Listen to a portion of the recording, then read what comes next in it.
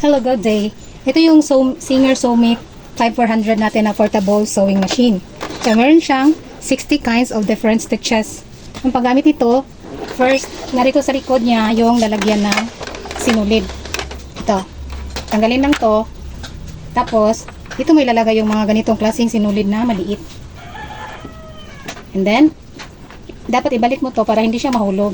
Para safety lang yung, dapat hindi rin masyadong masikip na pwede siyang makagalaw. Ganyan. And then, let's go to the front.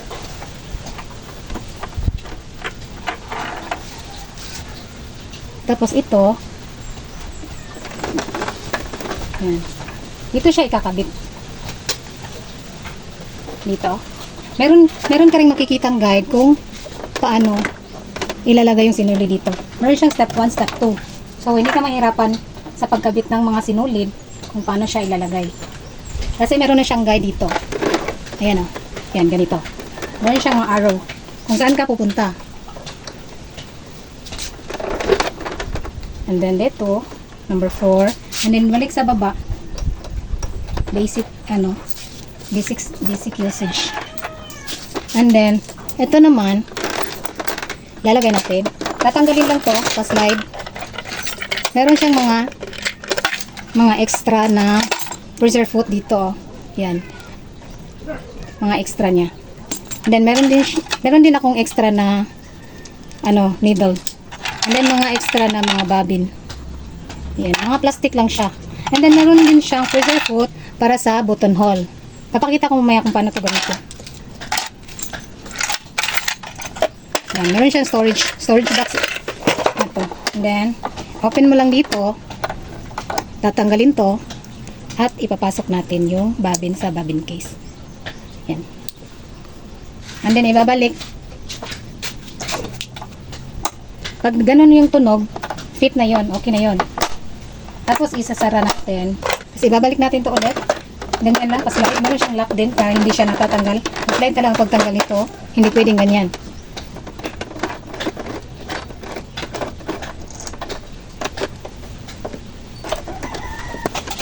Ito, yung para to itaas yung preserve foot and down. Yan. Then, para gumana to, meron siyang power button, power on and off button dito sa gilid. Ayan, ito. So, dapat nakasaksak ito sa 110 kasi 110 lang to eh. Hindi siya pwede sa 220 kasi sasabog agad to. So, turn on. Ayan. Makikita mong nagto-turn on na siya kapag meron na siyang numbers dito. And, nag-iilaw din yung sarili niyang bumbilya. Ayan. So, kahit gabi, pwede kang manahi, hindi sasakit yung mata mo. Kasi meron siyang sarili niyang ilaw. And then, as you can see, lapit natin. Ayan. Ayan, meron na siyang number dyan. 00. So, yung 00 is straight line. So, automatic, yan ang lalabas. Unang-unang stitch. So, I'll show you yung niya.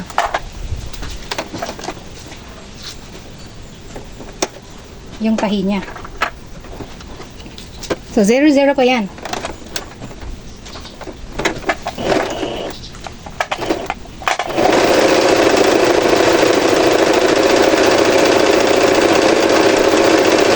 Pwede mong i-control mahina o malakas lang ang pag-apak mo. So, pwede siyang mahinang-mahina. Pwede malakas. Boss, ganun yung boss. So, ganito yung niya. Yung stitch niya sa 00. So, kung naliliitan ka sa stitch na to, is pwede mo siyang i-control dito. Gaano kalaki yung stitch? Pwede mong number 4, number 5. Number 6, number 7, number 8, number 9, and 0. So, 9 hanggang 9 lang siya. So, ako, number 3 ang gusto ko. Pwede din number 4 para medyo malaki. And then, pag ina-adjust natin to is 0, 1. So, ito yung papunta sa 1. Yan. As you can see, number 1. Kailangan mo buhatin kasi nakasteady yung camera ko. Ayan, 0, number 1 na siya.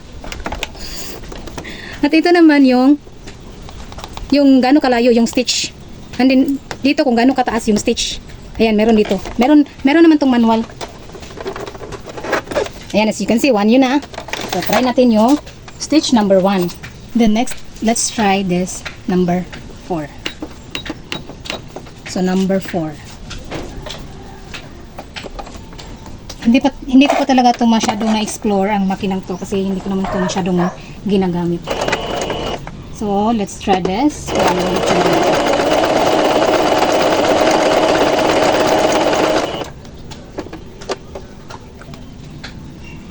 Ayan. Ito yung stitch na number 4. Ito. So, ganyan din yung nasa pattern niya. And then,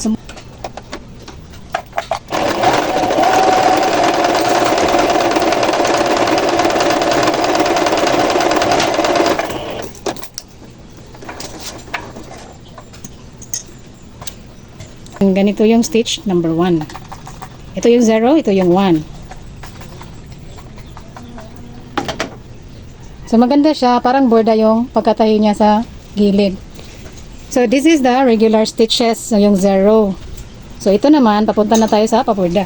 And then let's try the number 2. So press mo lang yung up, ang second up button.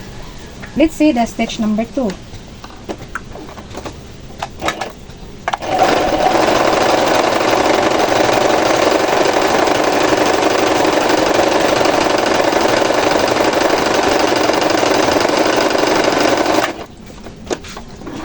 Okay. Sige, kailan ito? So, narito yung stitch number 2. So, medyo ano siya, manipis at saka makapal. May manipis at makapal. Yan. 3 stitches and then 1 stitch. 3 stitches naman and then 1 stitches. Makikita mo rin dito kung ano ang pattern na gusto mong gusto mo sa tahi. And then, let's try the number 3, zigzag. So, mamimili ka lang ng mga, at saka sa paggamit nga pala nito, is kailangan mo palitan yung preserve foot kung gagamit ka ng ibang mga stitches. Kasi itong preserve foot na to, is pang ganito lang, basic na, stitch, like zigzag, ganito, mga ganyan. Pero yung mga ganito na, papalitan na natin yung preserve foot. Pero parang wala akong available na preserve foot para sa dito. So, let's see.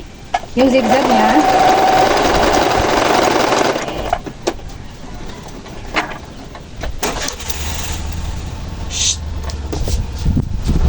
Ayan.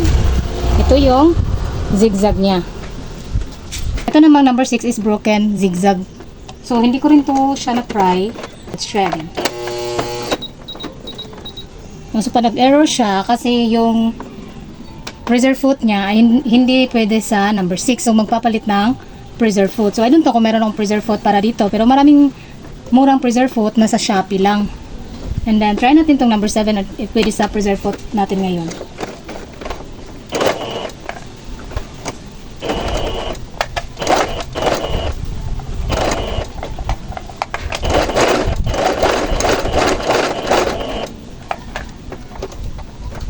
Yung ginamit ko palang tela sa sample is pitch twill. Pitch twill. Ito yung number 7. Ayan, number 7 na stitch. Nice. So, meron siyang mga different kind of stitches na gumagana lahat. At kapag mali or nagkamali ka, so maglilikra mo siya automatically, gaya ng kanina na hindi pala siya pwede at nabara yung needle niya. So, mag-beep, beep, beep siya para signal sa'yo na mali ang paggamit mo. And then, so, let's go to the buttonhole. So, ito yung preserve foot ng botones. So, ito yung, kung ganito kalaki yung botones mo, automatically, mag-adjust siya kung gaano kalaki din yung buttonhole na gagawin niya. Ayan. So, sa pagtanggal ng preserve foot is madali lang. Meron siyang dito sa likod. Wait, para makita natin. Balik ko muna. Ayan. Itong maliit na to is i-press up. Press up lang natin to. Yan. So, kusang mahuhulog yung preserve foot. Yan, ito. Yung parang buntot niya. So, ganyan siya. Dapat yung butones is nasa likod. Nasa likurang bahagi ng makina. Ayan. So, mamili ka na lang dyan kung alin yung gagamitin mo. So, para maging 5 ito, dapat press up 1, 2, 3, 4, 5. And then ito naman, dahil nasa 7 na siya, continue pressing hanggang bumalik siya sa 1. So, 0 na siya. 1, 2, 3, 4, 5, 6. 56. So, let's try the buttonhole number 56. So, sa pag-buttonhole pala, meron kang ihahatakin pababa. Ito, ganyan yan sa taas, hahatakin, tapos ilalagay yan sa gitna. Dito ilalagay sa gitna, ayan. So, hindi na siya, ano. So, meaning yan, titigil lang kusa kung tama na ang sukat ng buttonhole. Okay, try na natin. Dami na.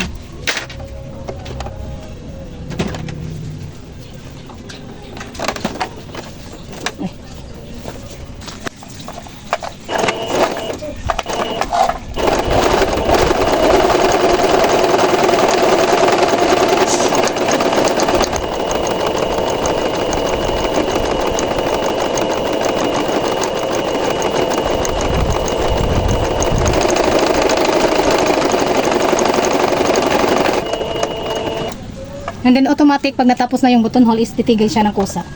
So, ang kailangan mo na lang gawin is tatanggalin mo. Yan. Ito yung buttonhole ng number 56. Yan. So, pwede rin ito, mas maliit, number 57. Ba't yan nagbibigam? Sige na. So, press ulit tong arrow up, then 57. As you can see, nasa 57 na siya. Dapat tingnan talaga dito. And then, let's try it.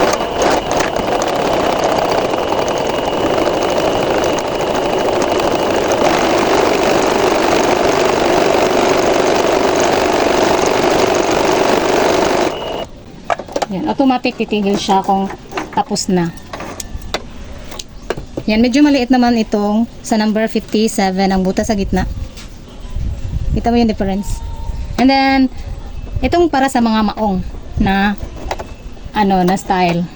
So, 58.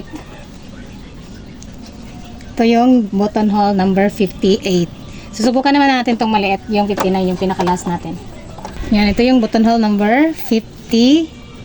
So, mas maliit lang din siya ng butas sa gitna, gaya ng sa number 57.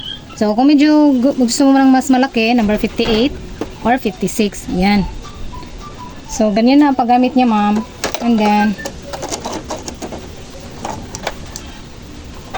so yung sukat ng buttonhole is nakadepende sa butones na ilalagay mo dito. So, pag malaki, ganyan din. Yan. So, meron siyang mga extra pressure foot na hindi ko pa na susubukan. Ayan. Pang ano yata to, pang garter or pang piping na pressure foot. Ito naman para pangtanggal ng mga parang screw. Ito naman extra pressure foot yata to, or meron extra dito isang pressure foot din na hindi ko rin alam kung paano gamitin kasi hindi ko pa to na-explore na machine. Kasi palaging ginagamit ko is high speed. Bumili lang ako dito kasi maganda siya, mayroong maraming stitches. Pero hindi ko pa siya nabilhan ng mga pressure foot na pwede dito sa stitches kasi pag tinahi mo ito sa pressure foot na regular lang is mababali yung karayo mo kasi ganito lang yung butas. So pag gumawa ka ng bulaklak gaya nitong roses or roses, so kailangan mo ng ibang pressure foot, hindi siya pwede dito. Kaya gagawa ka ng borda na ganito parang half moon, so ibang pressure foot naman ang gagamitin. So sa pagbalik at pagtanggal, napakadali lang. So ito nga pala is pang backward. Yan, reverse stitch. Pipindutin mo lang to. Tapos balik. Yan. Hindi rin siya malakas kumain ng electricity kasi 110 lang naman at mahina lang naman to. Kaya tipid talaga itong gamitin. Pwede din siya sa mga maong at nakakapal. So, dito na lang. Thank you for watching. Bye-bye.